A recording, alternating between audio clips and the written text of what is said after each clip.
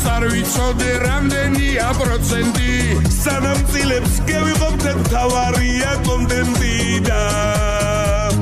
სანამ წილებს გავიღობდეთ რამდენია პროცენტი კარგად უნდა გავიაროთ სეგმენტი და კონტენტი და ჩემი აზრით წარმატებას YouTube-ით მივახცევთ და YouTube შევეშვა და TikTok-ს ხომ არ მივაწვეთ დღეს თუ სხვა გვარად შოულობს კაცია თუ ქალია YouTube-ზე კონტენტს ხედავს თელაველი პატრია და